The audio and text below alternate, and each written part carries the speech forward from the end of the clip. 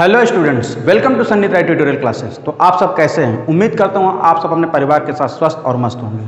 तो जैसा कि लास्ट लेक्चर में हम लोगों ने देखा था कि रेस्पिरेशन में हमने आपको बताया था कि सेलुलर रेस्पिरेशन किस किस स्टेज में होता है और ये किस प्रकार से कंप्लीट होता है। लेकिन आज हम लोग ये पढ़ेंगे कि रेस्पिरेशन के टाइप्स क्या हैं। तो जैसा कि मैंने यहाँ पे डिस्क्राइब करके रखा हुआ है टाइप्स ऑफ रेस्पिरेशन, तो हमने यहाँ पे देखा कि रेस्पिरेशन को हमने दो ग्रुप में डिवाइड कर दिया। एक है एरोबिक रेस्पिरेशन और एक है एनारोबिक रेस्पिरेशन।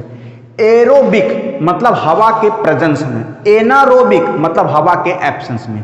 तो यानी कुछ रेस्पिरेशंस ऐसे होते हैं जिनको हम हवा के प्रेजेंस में करते हैं। यानी जितने भी आपने सेलुलर रेस्पिरेशन देखा था जिसमें ग्लाइकोलिसिस और ग्रेप साइकिल दोनों आ गए थे, और उसके रिजल्टेंट में आपने देखा था कि ग्लूकोज का जब एक मॉलिक्यूल पूरी तरह से डिकम्पोज होता है तो उससे 38 एटीपी जनरेट होते हैं, जिसमें से नेट गेन देखा जाए तो 36 एटीपी कहा जाए। तो इतने ही एटीपी जनरेट होते हैं। तो वही डेफिनेशन मैंने लिखी हुई है कि एनारोबिक रेस्पिरेशन कब होता है? When glucose is break down in presence of oxygen. याद रखिएगा, aerobic respiration in presence of oxygen में होगा। और इस रिजल्टेंट का प्रोडक्ट क्या होगा कि देखिए, जब ग्लूकोज ऑक्सीजन के साथ पूरी तरह से ऑक्सीडाइज होता है तो ये कार्बन डाइऑक्साइड, वाटर और 38 एटीपी मॉलिक्यूल बनाता है। यहाँ पर ग्लूकोज पूरी तरह से कार्बन डाइऑक्साइड और वाटर में स्प्लिट कर जाता है। जबकि छोटे प्रोसेस में अगर हम देखेंगे एनारोबिक रेस्पिरेशन में, यहाँ पर ग्लूकोज का जब ऑक्सीडेशन हो रहा है तो या तो ये लैक्टिक एसिड में कन्वर्ट हो जाएगा, या तो पायरुविक एसिड में कन्वर्ट हो जाएगा, या तो अल्कोहल में कन्वर्ट हो जाएगा, या तो एसिटिक एसिड में कन्वर्ट हो जाएगा। लेकिन हाँ, एक चीज है, ये भी ऑक्सीडाइज हो रहा है लेकिन कंप्लीटली ऑक्सीडाइज नहीं हो रहा। और हाँ, अगर हम एटीपी से तुलना करें, इधर देख लीजिए, एटीपी से अगर हम तुलना करें तो इनकी एटीपी और इनकी एटीपी में जमीन आसमान का अंतर है। क्यों? क्योंकि इनकी एटीपी जो होती है वो मैक्सिमम लेवल पे बनती है, जबकि यहां पर आप एटीपी का फॉर्मेशन देखते हो 2 या 4 बनेंगे, इससे ज्यादा नहीं बनेगा। इसका मतलब ये है कि यहां पर ग्लूकोज का इनकम्प्लीट ऑक्सीडेशन हो रहा है और यहां पर ग्लूकोज का कंप्लीट ऑक्सीडेशन हो रहा है। लेकिन प्रोसेस भी तो 2 स्टेप में हो रहे हैं। यहां पर देखिए, जो फर्स्ट स्टेप होता है वो कहलाता है ग्लाइकोलिसिस। और यानी यहां पर हमारा जो ग्लूकोज है वो कन्वर्ट होगा या तो पायरुविक एसिड में, या एसिटिक एसिड में, या एथिल अल्कोहल में। तब जाकर के कहीं ना कहीं 1 या 2 एटीपी मॉलिक्यूल जनरेट हो सकते हैं। लेकिन इतने प्रोडक्ट का अभी भी ऑक्सीडेशन नहीं हुआ है। तो एक्चुअल में जितने भी प्रिमिटिव टाइप के ऑर्गेनिजम्स हैं, जैसे प्रोकैरियोटिक बैक्टीरिया है, तो उसमें जो ग्लूकोज का ऑक्सीडेशन होता है वो केवल एथिल अल्कोहल और एसिटिक एसिड के रूप में होता है। हमारे और आपके बॉडी में या तो पायरुविक एसिड बनेगा या तो लैक्टिक एसिड बनेगा। लेकिन हाँ, ग्लूकोज के जब भी इनकम्प्लीट ऑक्सीडेशन होगा तो केवल इतने रिजल्टिंग प्रोडक्ट बनने हैं। जबकि अब ये ग्लूकोज का जो नेक्स्ट स्टेप है, जब ये हमारा क्रेब्स साइकिल में एंट्री करता है, तो क्रेब्स साइकिल ये कहां होता है? माइटोकॉन्ड्रिया में। और माइटोकॉन्ड्रिया में जब यही पायरुविक एसिड कंप्लीटली ऑक्सीडाइज होता है तो अब ये जनरेट करता है 36 एटीपी और 6 कार्बन डाइऑक्साइड मॉलिक्यूल और 6 वाटर मॉलिक्यूल जनरेट करता है। मतलब इतना सा पूरा जो प्रोसेस है वो पूरी तरह से कहां पे कंप्लीट हो रहा है? यानी एक सेल के अंदर जब ग्लाइकोलिसिस और क्रेब्स साइकिल दोनों एक साथ चलते हैं। लेकिन यहां पर जब हम एनारोबिक रेस्पिरेशन की बात करते हैं तो ये केवल साइटोप्लाज्म, यानी केवल हम इनकी तुलना ग्लाइकोलिसिस से कर सकते हैं। और लास्ट वीडियो में मैंने आपको बताया था कि ग्लाइकोलिसिस प्रोसेस है वो 6 एंजाइमों का एक मिक्सअप प्रोसेस है। मैंने आपको बताया था उस एंजाइम का नाम था काइनेज एंजाइम था। ये फास्फोहेक्सोकाइनेज, 1,6-डाइहेक्सोकाइनेज, ये सब 6 एंजाइमों का एक मिक्सअप होता है जो ऑक्सीजन के एब्सेंस में ही ग्लूकोज को तोड़ता है। और जब ये ग्लूकोज को तोड़ेगा तो ये जो ग्लूकोज है या तो ये लैक्टिक एसिड में, जैसा कि मैंने यहां पे लिखा हुआ है, लैक्टिक एसिड में, पायरुविक एसिड में, अल्कोहल में और एसिडिक एसिड में टूट सकता है। तो जैसे कि जो प्रोकैरियोटिक सेल है, अगर उसमें एनारोबिक रेस्पिरेशन होता है तो केवल रिजल्टिंग प्रोडक्ट यही बनेगा। यानी क्या क्या बन सकता है? लैक्टिक एसिड और पायरुविक एसिड। लेकिन अगर ये कोई प्रोकैरियोटिक सेल है, जैसे कोई बैक्टीरिया वगैरह है, तो बैक्टीरिया में ये अल्कोहल, एसिटिक एसिड और C2H5OH बनते हैं। तो याद करिए, बैक्टीरियल के इकोनॉमिक इंपॉर्टेंस में हम लोग अल्कोहल, एसिटिक एसिड और अल्कोहल बनने का मेथड देखते हैं because of anaerobic respiration of the glucose. हाँ, तो स्टूडेंट्स हम बात कर रहे हैं टाइप्स ऑफ रेस्पिरेशन की। तो रेस्पिरेशन में जितने टाइप्स हमने देखा कि एरोबिक और एनारोबिक होते हैं, लेकिन अब हमें ये देखना है कि रेस्पिरेशन ऑर्गेनिज्म में कैसे होता है। तो चलिए, हम सभी जानते हैं जब हम वर्ड ऑर्गेनिज्म को यूज करते हैं तो उसमें प्लांट और एनिमल दोनों इंक्लूडेड हो जाते हैं। तो चलिए सबसे पहले ये देखते हैं कि प्लांट के अंदर रेस्पिरेशन कैसे होता है। तो वही मेरा हेडिंग है, respiration in organism, respiration in plant. तो उसमें देखिए मैंने एक वर्ड लिखा हुआ है कि plant exchange gas from their leaf, stem and root. ये तो जाहिर सी बात है कि प्लांट जो होते हैं वो स्टेम, लीफ और रूट से होते हैं, लेकिन ये कहां से होते हैं? तो उनके लिए एक वर्ड है कि which contain some peculiar structure. याद रखिए, एक पिक्यूलियर मतलब होता है विशेष, स्पेशल स्ट्रक्चर होते हैं, और इन्हीं स्पेशल स्ट्रक्चर से वो क्या करते हैं? गैस को एक्सचेंज करते हैं। देखिए सबसे पहला है स्टोमेटा। पहला क्या है? स्टोमेटा। हम सभी जानते हैं स्टोमेटा क्या होता है। हम सभी ने पत्ती देखी होगी, प्लांट की किसी भी ग्रीन लीफ को देखा होगा, विशेषकर आपने आम, बबूल, इमली इन सब के पेड़ देखे होंगे। तो उन पेड़ की कभी पत्तियों को पलट दे, जहां पर उनकी खुरदुरी सरफेस स्टार्ट होती है, अगर उन खुरदुरी सरफेस को माइक्रोस्कोप के अंदर ले जाकर के देखें तो हमको एक ऐसा स्ट्रक्चर दिखाई देगा, और इस स्ट्रक्चर को हम लोग क्या कहते हैं? स्टोमेटा कहते हैं। अब ये जो स्टोमेटा जो होता है, जैसे लगता है कि दो राजमा के दो टुकड़े को आपस में जोड़ करके एक छोटा सा होल बनाया गया है। तो इस ओपनिंग को हम लोग क्या कहते हैं? स्टोमेटा ओपनिंग कहते हैं। और उनके चारों तरफ जो सेल्स लगे होते हैं उनको सब्सिडरी या एसेसरी सेल्स कहते हैं।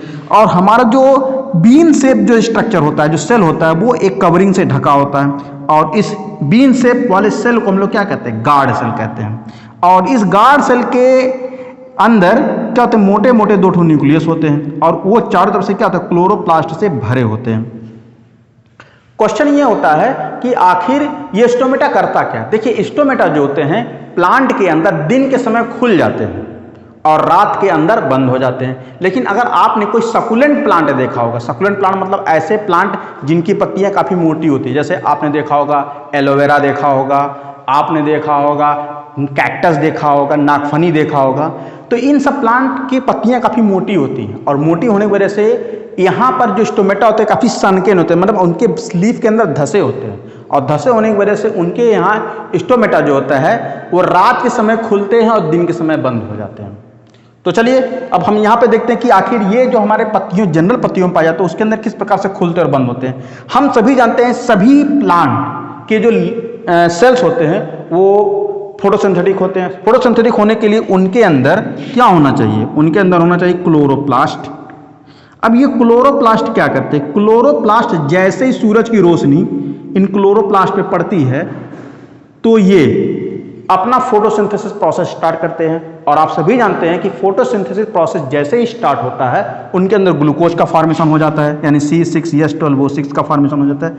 और याद करिए कितने सारे सेल्स हैं, तो हर सेल्स लगातार पर सेकंड पता नहीं अनगिनत या अरबों ग्लूकोज के मॉलिक्यूल बनाना शुरू करते हैं, जिसकी वजह से इसका जो साइटोप्लाज्म है, गार्ड सेल का साइटोप्लाज्म, वो काफी गाढ़ा हो जाता है because of presence of glucose. अब जैसे ही ग्लूकोज इसके अंदर भर जाते हैं तो ये कॉन्सेंट्रेट सोल्यूशन बन जाने की वजह से ये इनके अगल बगल के सेल्स क्या करते हैं? वाटर एब्जॉर्ब करना शुरू करते हैं by the process of osmosis. और जैसे ही ऑस्मोसिस प्रोसेस स्टार्ट होता है, सब्सिडरी सेल्स के जितने भी पानी होते हैं वो इसके अंदर विड्रॉल हो जाते हैं और ये फूल जाता है। और जैसे ही ये फूलता है तो ये ओपनिंग क्या हो जाती है? खुल जाती है। तो आप कहेंगे सर फूलने से तो बंद हो जानी चाहिए, खुल कैसे जाता है? एक्चुअल में आपने साइकिल की ट्यूब देखी है, बिल्कुल देखी होगी। अब देखिए साइकिल के ट्यूब से अगर हवा निकाल दें तो हम उसको किसी भी शेप में रख सकते हैं, मोड़ करके कई फोल्ड कर सकते हैं, बिल्कुल आराम से रख सकते हैं, क्योंकि अब वो अपने सिकुड़े हुई अवस्था में होता है। लेकिन जैसे ही एक बार उसमें हवा भर देते हैं टाइट करके, तुरंत वो कौन सा शेप पकड़ लेता है? सर्कुलर शेप पकड़ लेता है। अब उस सर्कुलर शेप के अंदर की जो ओपनिंग है उसको आप स्टोमेटा ओपनिंग सोचिए। उस सेल के अंदर क्या भर रहा हो आप? ग्लूकोज भरिए या आप लिक्विड भरिए या पानी भरिए तो वो भी वो सिर्फ पकड़ेगा, और जैसे पकड़ेगा वो सेल क्या हो जाता है, खुल जाता है। उसी प्रकार से इस स्टेट को हम लोग कहते हैं टर्गर स्टेट कहते हैं। यानी टर्गिट, जैसे आपका ये सेल टर्जिट स्टेट में आएगा ये तुरंत स्टोमेटा ओपनिंग खुल जाएगी, और जैसे ही खुल जाएगी तो इसके अंदर जो कार्बन डाइऑक्साइड जो स्टोर है, जो दूसरी गैसेज स्टोर है, वो क्या हो जाएंगे, इसी ओपनिंग के थ्रू क्या लगते हैं, बाहर निकलने लगते हैं, और इस प्रकार से ये खुल जाते हैं। अब क्वेश्चन होता है कि दिन में ग्लूकोज का कॉन्सेंट्रेशन बढ़ गया तो स्टोमेटा ओपनिंग खुल गई, अब रात में ये कैसे बंद होगी? सिंपल सी बात है, आप सभी जानते हैं फोटोसिंथेसिस प्रोसेस केवल और केवल कहां पे होता है, दिन के समय में होता है। यानी सूरज ढला नहीं, फोटोसिंथेसिस प्रोसेस बंद। अब जैसे ही फोटोसिंथेसिस प्रोसेस बंद हो जाएगा तो क्या माइटोकॉन्ड्रिया चुप बैठा रहेगा? नहीं चुप रहेगा। क्यों? क्योंकि उसका काम ही है ऑक्सीडेशन।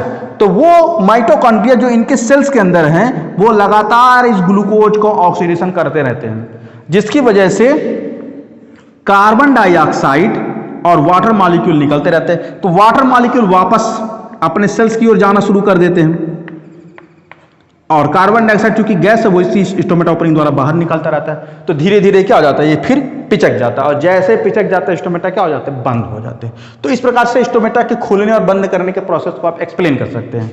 लेकिन हम पढ़ रहे हैं क्या, रेस्पिरेशन, कैसे वो और रेस्पायर करता है। तो अगला स्टेप है लेंटिसिल। ये लेंटिसिल पाया जाता है प्लांट के स्टेम में। इस नाते मैंने एक स्टेम का स्ट्रक्चर बना हुआ जिसको आप लकड़ी का एक थोड़ा सा टुकड़ा कह सकते हैं।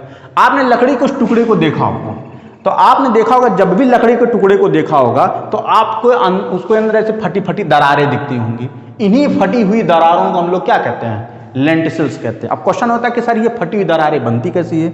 ये फटी हुई दरारें तब बनती हैं जब प्लांट एक छोटे प्लांट से बाहुबली यानी वृक्ष बन जाता है।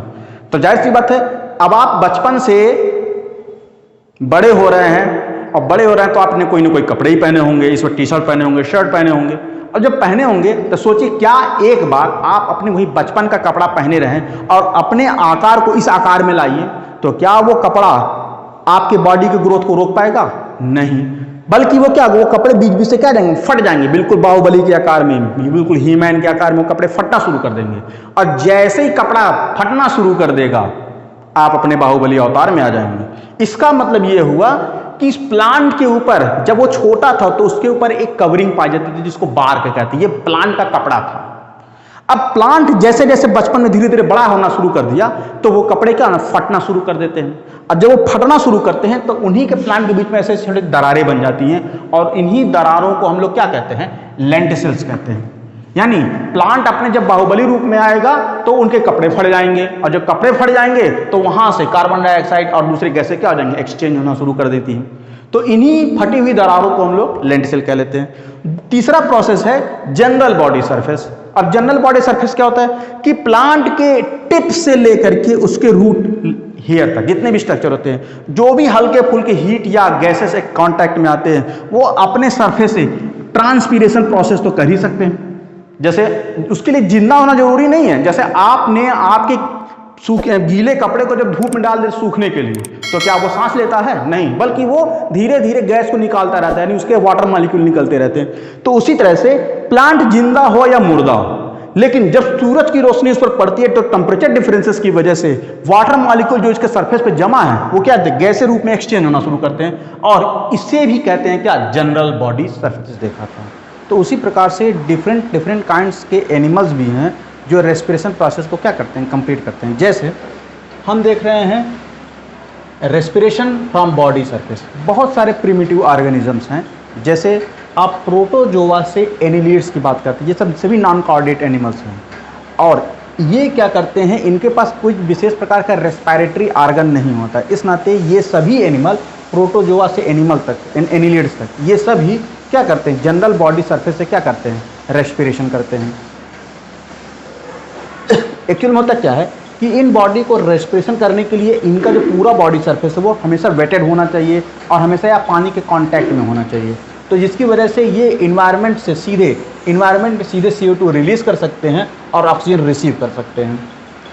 उसी तरह से अगर आप देखेंगे तो कुछ एनिमल्स ऐसे होते हैं जिनके बॉडी में ट्रैकिया या बुकलंग्स पाए जाते हैं, और वो उन ट्रैकिया बुकलंग की सहायता से ये सीधे हवा से डायरेक्ट ये भी रेस्पिरेशन करते हैं। ये इनसे थोड़े से एडवांस्ड होते हैं। जैसे फाइलम आर्थ्रोपोड्स। आर्थ्रोपोड्स में आपको कॉकरोच याद होगा, कॉकरोच के अगर आप उनके इस विंग्स को हटाएंगे तो उनके विंग्स के पीछे आपको ऐसे वाइट कलर के ऐसे पैचेस दिखाई देंगे उनके बायलैटरल साइड्स में। इन बायलैटरल साइड्स को, इन पैचेस को हम लोग क्या कहते हैं, स्पाइरिकल्स कहते हैं। इसमें बहुत स्मॉल छोटे छोटे होल्स होते हैं। एक्चुअल में क्या करते हैं, आर्थ्रोपोडा जो होते हैं वो एक्चुअल में अपने ऑक्सीजन का रेस्पिरेशन प्रोसेस वो इसी बॉडी सरफेस के अपर लेयर से कर लेते हैं, और इन्हीं इस अपर लेयर में ये पाए जाने वाले इस स्मॉल होल को हम लोग स्पाइरिकल्स कहते हैं। उसके बाद हम लोग देखते हैं स्किन्स। एक्चुअल में बहुत सारे ऑर्गेनिजम्स होते हैं, जैसे belong to the hemichordates, amphibia, ये सब ऐसे ऑर्गेनिजम्स होते हैं जो जनरली जब बॉडी सरफेस में रेस्पिरेशन प्रोसेस स्टार्ट करते हैं तो अपने बॉडी सरफेस से स्टार्ट करते हैं। जैसे आपको मेढक याद होगा, मेढक एकमात्र ऐसा ऑर्गेनिज्म है जो पानी के अंदर भी सांस ले सकता है और पानी के बाहर भी सांस लेता है। जब वो पानी के अंदर होता है तब वो स्किन से सहायता से सांस लेता है।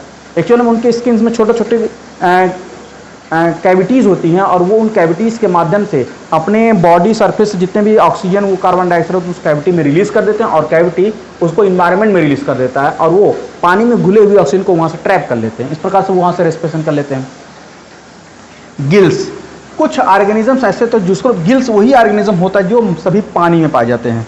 जैसे आपने देखा होगा कुछ इंसेक्ट ऐसे मच्छर के लार्वीज वगैरह, फिशेस और एम्फीबियन, ये सब ऐसे होते हैं जब ये अपने इनिशिएटिव यानी मतलब प्रिमिटिव फेज में होते हैं तो ये गिल्स की सहायता से सांस लेते हैं। आप तो देखा होगा। इसमें से मछलियों को आप सबसे ज़्यादा फेमस जानते ही होंगे।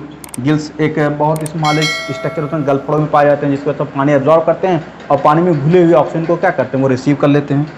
लास्ट जो सबसे एडवांस टाइप का वो क्या है, लंग्स। लंग्स पाया जाता है केवल टेरेस्ट्रियल एनिमल। टेरेस्ट्रियल एनिमल उनको कहते हैं जो लैंड्स पे रहते हैं। और ये एनिमल्स अगर कैटेगरी देख रहे हैं तो from amphibia to mammalia, man amphibian मतलब मेढकों से लेकर के आप मैमल्स तक के आएंगे और ये रेस्पिरेशन अपने बॉडी सरफेस से ऊपर से कर लेते हैं।